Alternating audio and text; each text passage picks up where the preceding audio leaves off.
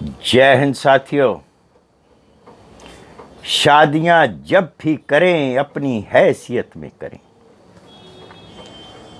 जब भी करें। गरीब लड़की, अगर आपकी हैसियत ऊंची है और आप गरीब परिवार से लड़की ला रहे हो, याद रखना एक दिन टकराव होगा और केस भी होगा। दया करने की आवश्यकता नहीं है, अपनी हैसियत में जाएं और शादी करें। लोग कुत्ता खरीदने जाते हैं ना, कुत्ते के माँ और बाप की नस्ल पूछते हैं कौन सी है, तब कुत्ता खरीदा जाता है। आप खाली एक चीज देखते हैं कि मुझे दया धर्म दिखानी है, भगवान के घर में मुंह दिखाना है, गरीब घर की लड़की लाऊंगा, शायद हमारे कहे अनुसार, हमारी आज्ञा अनुसार हमारी सेवा करेगी।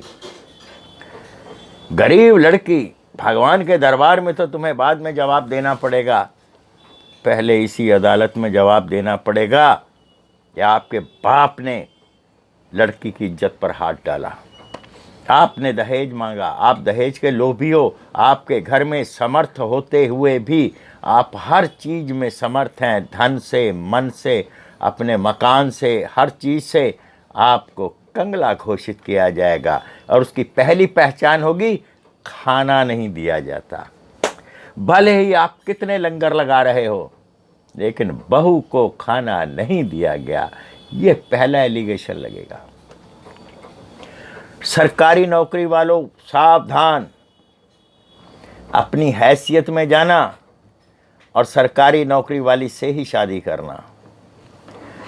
अगर आपने गलती से भी, बहुत से मैंने भी ऐसे केस सुने हैं कि जी लड़के और लड़की में 12 से 15 साल का फ़र्क है, लेकिन लड़की वालों को कोई एतराज़ नहीं है। लड़के वाले फूल कर कुप्पा हो जाते हैं, छोटी उम्र की मिली काबू आ जाएगी। बे दिमाग से काम लो, परमानेंट सैलरी है तुम्हारी 60,000 70,000, और तुम्हारे फरिश्ते भी उसको 125 के अंतर्गत खर्चा बंध जाएगा। जब तुम्हारी पार्टनर भी सरकारी नौकरी पर होगी, तब तुम पर यह मुसीबत नहीं आएगी, बच जाओगे। एक पुरुष का सख्त होना जरूरी है। स्त्री और पुरुष का क्या है, घर किसको कहते हैं? एक आदमी घर की दहलीज का बाहर का हिस्सा संभालता है और एक घर की दहलीज की अंदर। लेकिन जब दोनों ही दहलीज के बाहर होते हैं, चोर का आना तो फिर पक्का है।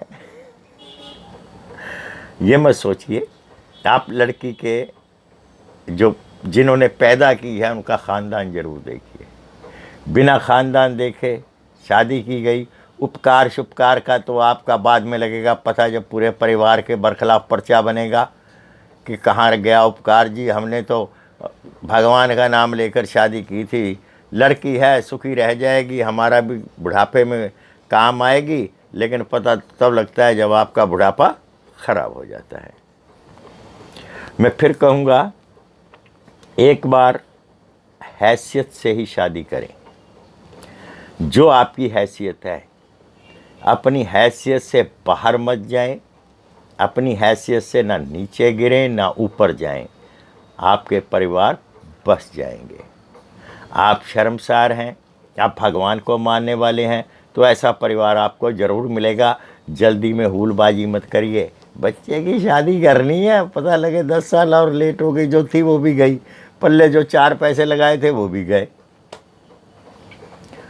आपको जब भी आपके ससुरालिए कोई चेक देते हैं या आपको नकद पैसा देते हैं, बिल्कुल मत लीजिए। एक पैसा लेने की आवश्यकता नहीं है, दहेज बन जाएगा, जमानत नहीं होगी आपकी। ये मेरी बात ध्यान रखना, पैसा नहीं लेना उनसे। लड़कियां बहुत अपने आप को जिस टाइम शादी करती हैं दीनहीन सी, कातर सी खड़ी हो जाएंगी।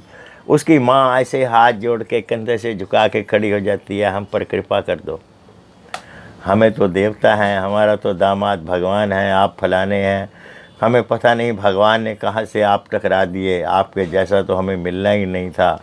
लेकिन जब आप वुमेन सेल में जाते हैं, सबसे पहले कहा जाता है जी बड़ा कंजर खानदान टकरा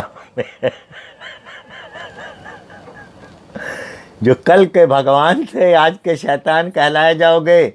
इसीलिए कह रहा हूँ, बच्चों से नहीं, बच्चों के माँ बाप से कह रहा हूँ, शादियाँ जब भी करें हैसियत में करें।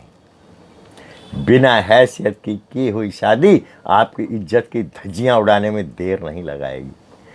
ये जी भोली भाली लग रही है शक्ल से, पता जब लगता है माँ बाप को भी कि तो भाग गई भाई, ये तो कभी ऐसी लगी नहीं, पूरा मोहल्ला हैरान हो जाता है। मत चाहिए, उसके माँ बाप का किरदार देखिए। अगर आपने किसी बच्चे के अंदर उसकी कैपेबिलिटी देखनी है, उसके माँ बाप के संस्कार देख लीजिए, अगर अच्छे हैं तो ठीक है। जिस घर में पिता का हुक्म चलता है ना, उस घर में कंट्रोल रहता है। जिस घर में माँ का हुक्म चलता है ना, वो घर बिखरा बिखरा रहता है। उनको यही नहीं पता होता उल्लू के पट्टों के हमने करना क्या है। वो तो पहले रायता फैला देंगे, फिर बाद में कहेंगे समेटो, और समेटने के लिए लड़के वाले होते हैं। जय हिंद।